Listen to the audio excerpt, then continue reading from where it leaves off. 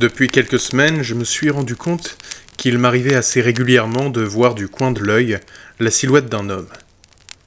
Il n'est pas anormalement grand ou quoi que ce soit, il a l'air normal, mais quand je me tourne un peu vite, quand je fais attention à ma vision périphérique, je peux voir quelqu'un m'observer, alors que je suis seul chez moi.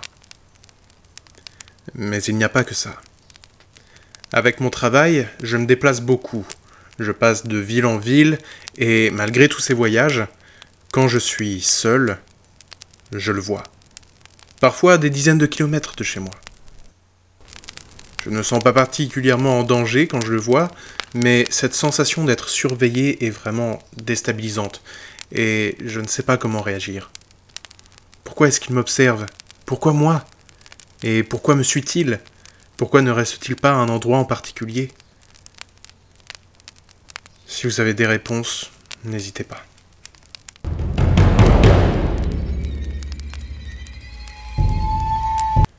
Je sais que ça paraît complètement fou, mais je pense avoir découvert un autre monde, ou une version glitchée de notre monde.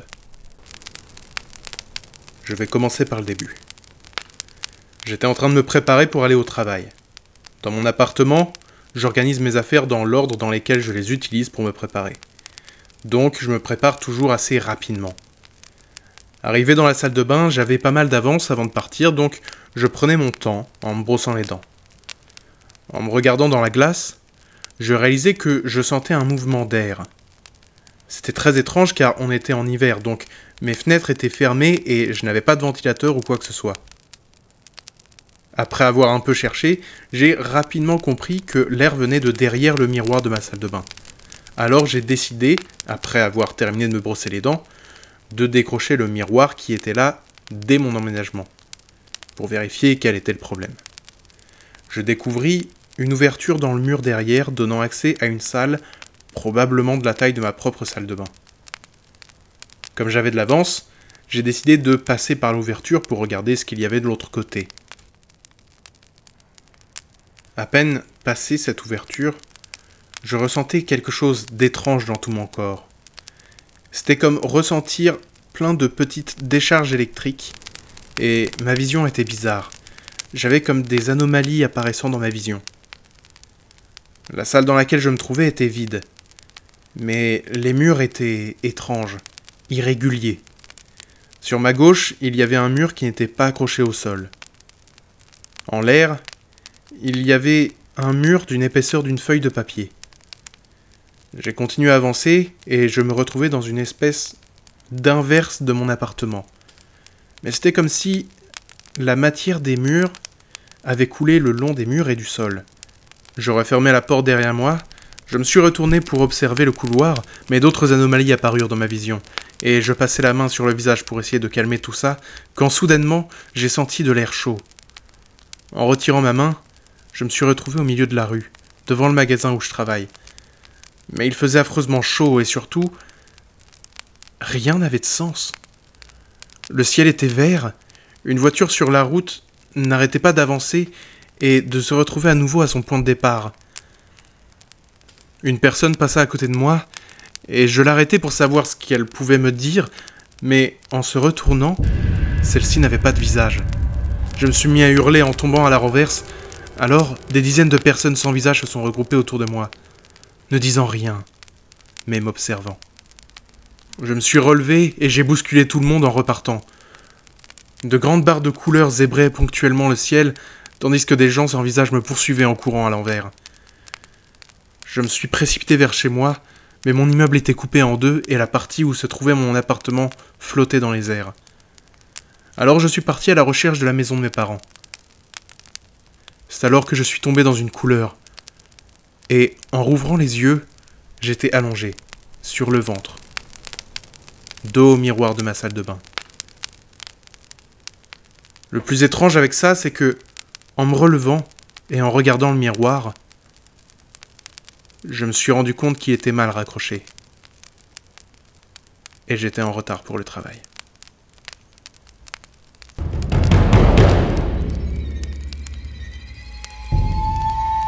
Il y a 5 ans, j'ai emménagé dans une maison qui appartenait à mes grands-parents. mais dans laquelle vivait ma grand-tante. Hélas, elle est décédée d'un cancer à l'hôpital. 2 mois après, je m'installais dans la maison. Depuis que je me suis installé dans cette maison, je ne sais pas si ce que je vois est réel ou si c'est mon imagination, mais quand je suis seul, j'ai vraiment la sensation d'être observé. Je sens régulièrement des courants d'air froid juste dans le bas de mon dos, et je vois souvent des espèces de marques qui se déplacent sur les murs, des taches sombres.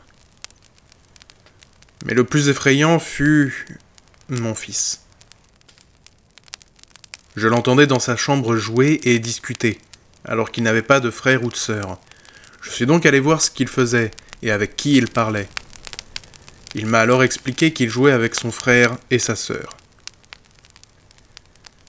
Si pour vous cette réponse est simple, sachez qu'avant de la voir, moi et ma femme avons dû affronter 2 fausses couches. Il continua en m'expliquant ce qu'ils faisaient, le fait qu'ils essayaient souvent d'avoir notre attention à moi et ma femme, mais qu'ils n'y arrivaient jamais. Quelques jours plus tard, mon fils m'annonça qu'il était heureux d'avoir bientôt une petite sœur. Je ne comprenais pas pourquoi il me disait ça. Et encore quelques jours plus tard, ma femme m'a annoncé qu'elle venait de faire un test de grossesse et qu'on allait avoir un nouvel enfant. Je lui ai demandé si on avait parlé à notre fils, et elle m'expliqua qu'avec les précédentes fausses couches, elle ne voulait pas donner de faux espoirs à notre fils. J'en ai reparlé avec notre garçon pour savoir pourquoi il avait dit ça. Il me répondit que ses frères et sœurs lui avaient dit qu'il allait avoir une sœur et que celle-ci ne viendrait pas avec eux. J'avais été rassuré sur le coup. Mais depuis la naissance de notre fille, quelque chose cloche. Ma femme s'est réveillée en pleine nuit en sentant quelque chose lui grimper dessus. J'ai allumé la lampe en m'attendant à trouver un de nos enfants, mais il n'y avait personne. Et elle m'assura que ce n'était pas eux ou notre chien, car c'était bien trop gros. Souvent, j'entends des bruits de pas, lourds, dans la chambre de notre fils. Plus lourds que lui. Et quand on berce notre garçon, moi et ma femme avons toujours la sensation que quelqu'un se trouve juste derrière nous. Notre chien se précipite parfois en pleine nuit pour aboyer contre la porte de la chambre de notre fils, mais à chaque fois qu'on vérifie, la chambre est vide. Je commence vraiment à avoir peur pour ma famille. Merci d'avoir regardé cette vidéo, j'espère qu'elle vous aura plu. N'hésitez pas à vous abonner pour ne rater aucune autre de mes vidéos. Vous pouvez également me suivre sur les réseaux sociaux, Facebook, Twitter, Instagram et TikTok.